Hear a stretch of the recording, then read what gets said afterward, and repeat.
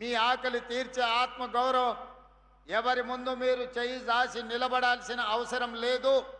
ఈ రాష్ట్ర ప్రభుత్వం ఇందిరమ్మ రాజ్యంలో ఏ పేదవాడు కూడా ఆకలితో నిద్ర పడకూడదు, ఆకలితో పస్తులు ఉండకూడదు అని సంకల్పంతో ఆనాటి నుంచి ఈనాటి వరకు మొట్టమొదటి భారతదేశంలో పేదలకు నిత్యావసర వస్తువులను పంచడానికి రేషన్ షాపులను కనిపెట్టిందే కాంగ్రెస్ పార్టీ.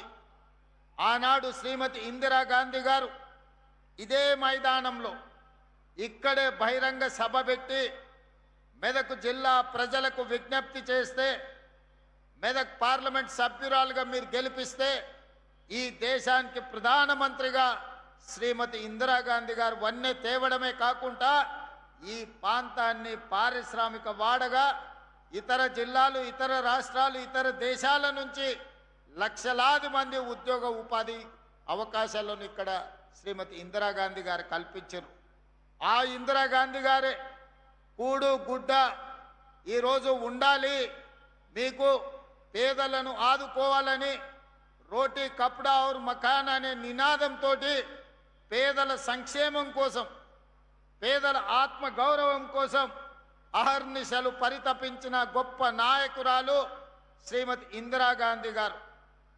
ఆ ఇందిరాగాంధీ గారిని ఆదర్శంగా తీసుకొని ఈనాడు మన ప్రజాపాలనలో ప్రజాప్రభుత్వం పేదలకు సంక్షేమాన్ని అందించడము మా బాధ్యతగా, సామాజిక చైతన్యంతో కూడుకున్న భరోసాని ఇవ్వడము ఈరోజు మా బాధ్యతగా భావించి ఈరోజు ఈ సంక్షేమ పథకాలను అమలు చేస్తున్నాం. మిత్రులారా, ఉచిత కరెంటు గురించి ఒక ఆయన మాట్లాడతాడు, సన్న బియ్యం గురించి ఇంకొక ఆయన మాట్లాడతాడు, ఇందిరమ్మ ఇండ్ల గురించి ఇంకొక ఆయన మాట్లాడతాడు, ఈనాడు ఫీజు రియంబర్స్మెంట్ గురించి ఇంకొక ఆయన ప్రశ్నిస్తున్నా అంటాడు, లేకపోతే ఆరోగ్యశ్రీ గురించి ఇంకొక ఆయన నేను ఈ ప్రభుత్వాన్ని నిలదీస్తా అని అంటాడు. నేను అడగదలుచుకుని ఈ వేదిక మీద నుంచి బీజేపీ బీఆర్ఎస్ వేరు వేరు కాదు, నాణానికి బొమ్మ బొరుసు లాంటి వాళ్ళే బీజేపీ బీఆర్ఎస్ వాళ్ళని నేను అడుగుతున్నా. 10 ఏళ్ళు మీరు, 12.5 సంవత్సరాలు మోడీ గారు ఉన్నారు. ఏ రాష్ట్రంలో అయినా ఈనాడు ఈ వేదిక మీద నుంచి ఇద్దరు నాయకులను 10 సంవత్సరాలు గత ప్రభుత్వం ఎన్నడైనా పేదవాడికి సన్న బియ్యం ఇవ్వాలని, సంటి పిల్లలకు బుక్కెడు పువ్వ పెట్టాలని కలలోనైనా మీరు ఆలోచన చేసిండ్రా? ఆనాడు మీరు ఇచ్చిన దొడ్డు బియ్యం పశువులకు, పశువుల దాన కోసమో, కోళ్ళ దాన కోసమో, ఇథనాల్ తయారీ కోసమో, లేకపోతే ఇతర బీర్ల కంపెనీలకు రూపాయకో అగ్గోకో సబ్బుకో అమ్ముకునే పరిస్థితి. ఈరోజు మా అక్కల్ని అడుగుతున్నా, నా ఎదురుగా ఉన్నారు, ఆ 10 సంవత్సరాలు దొడ్డు బియ్యం ఎన్నడైనా వండి మీ బిడ్డలకు బుక్కెడు పువ్వ పెట్టినరా? మీరు ఒక్కసారి ఆలోచన చేసి ఆ ప్రభుత్వానికి ఒకసారి గుర్తు చేయండి, ఆనాటి నాయకులకు. ఈనాడు ఈ ప్రభుత్వం పెద్దలు ఉత్తమ్ కుమార్ రెడ్డి గారి నేతృత్వంలో హుజూర్ నగర్లో సన్న బియ్య కార్యక్రమం ప్రారంభించి రేషన్ కార్డులకు సంబంధించి తుంగతుర్తిలో కార్యక్రమాన్ని తీసుకున్న తర్వాత ఈరోజు 3,48,00,000 ప్రజలకు ప్రతి నెల 2,16,000 క్వింటాల సన్న బియ్యాన్ని మీ ఇంటి దగ్గరికి ఈరోజు తెచ్చిస్తున్న మాట వాస్తవం కాదా? 17,000 పైచలకు రేషన్ షాపుల్లో ఈరోజు సన్న బియ్యం మా ఆడబిడ్డలు తీసుకెళ్తున్న మాట వాస్తవం కాదా? ఇవాళ నేను అడుగుతున్న మా అక్కల్ని, అక్క, ఉత్తమ్ కుమార్ రెడ్డి గారు ఇచ్చే సన్న బియ్యం ఎప్పుడైనా బర్రెల దాన కిందనో కోళ్ళ దాన కిందనో వాడినరా? ఆనాడు దొడ్డు బియ్యం బర్రెలకో కోళ్ళకో దానగా వాడితే ఈనాడు ఉత్తమ్ కుమార్ రెడ్డి గారు ఇచ్చే సన్న బియ్యం సంటి బిడ్డలకు బుక్కడి బువ్వ పెడుతురు. కుటుంబం మొత్తం కడుపు నిండా ఈరోజు బుక్కడి బువ్వ తింటున్నారు, కంటి నిండా నిద్రపోతున్నారు. ఆనాడు 60 రూపాయలు ఉన్న సన్న బియ్యం ఈరోజు రేషన్ షాపుల్లో మనం ఈ బియ్యం ఇవ్వడంతో 45-50 రూపాయలకు తగ్గి 10 నుంచి 15 రూపాయలు మార్కెట్లో సన్న బియ్యం ధర తగ్గడానికి ఈరోజు ఉత్తమ్ కుమార్ రెడ్డి గారు అందిస్తున్న సన్న బియ్యం కారణం కాదా అని నేను అడుగుతున్న మిత్రులారా, కాంగ్రెస్ వస్తే కరెంటు ఉండదు, కాంగ్రెస్తో వస్తే కరెంటు కోతలు అన్నారు. 32 నెలలు అయింది.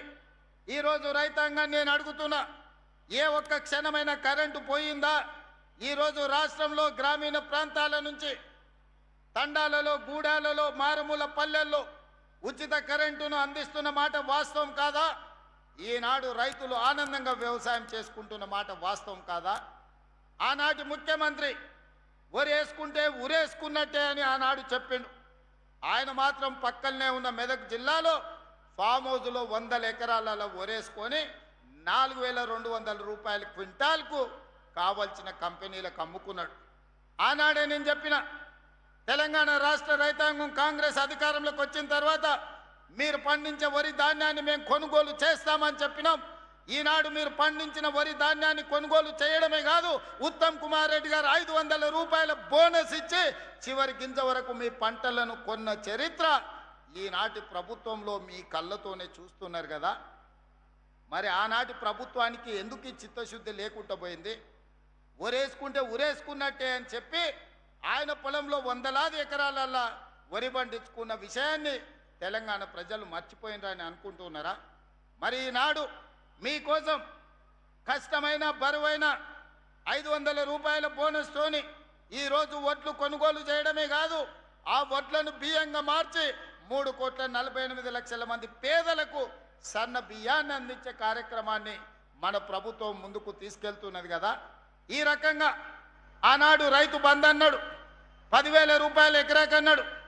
నేను రైతు బంధు చేయలేదు, రైతు భరోసా మీద ఇంకా 2,000 పెంచి 12,000 రూపాయలు ఎకరాకి ప్రతి సంవత్సరం 32 నెలల్లో 36,000 కోట్ల రూపాయలు రైతు భరోసా పథకం కింద 70 లక్షల రైతుల ఖాతాలలో మా ప్రభుత్వం ఇందిరమ్మ రాజ్యంలో ఈరోజు రైతుల ఖాతాలో నగదు బదిలీ చేసినాం.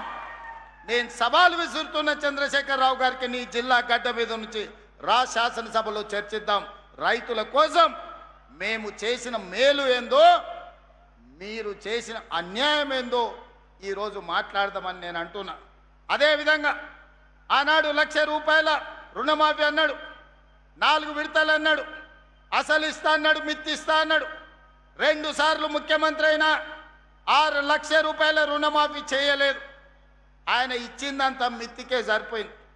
కానీ మన ప్రభుత్వం అధికారంలోకి వచ్చిన వెంబడే సంవత్సరం తిరిగే లోపల 21,000 కోట్ల రూపాయలు 25 లక్షల మంది రైతుల ఖాతాలలో 2 లక్షల రూపాయల రైతు రుణమాఫీ నగదు బదిలీ చేసి భారతదేశం మొత్తం మీద అప్పులు లేని రైతుని తెలంగాణ రాష్ట్రానికి అందించిందన్న విషయం నేను ఈ సందర్భంగా చెప్పదలుచుకున్నా. కేంద్ర ప్రభుత్వం ఇచ్చిన నివేదికల్లో అతి తక్కువ అప్పుల్లో ఉన్నది తెలంగాణ రాష్ట్ర రైతాంగం అని నివేదిక ఇచ్చిన మాట వాస్తవం కాదా? బీజేపీ నాయకులకు కనిపిస్తలేదా అని నేను అడుగుతున్నా. మీ ప్రభుత్వమే కదా రుణం లేని రైతులు ఉన్నది తెలంగాణ రాష్ట్రంలో అని కేంద్ర ప్రభుత్వం నివేదికలు ఇచ్చింది కదా. బీజేపీ నాయకులు అది చదువుకుంటే రైతుల కోసం మన ప్రభుత్వం చేసిన మేలు ఏందో ఈనాడు కళ్ళకు కట్టినట్టుగా కనిపిస్తుంది. అందుకే ఇవాళ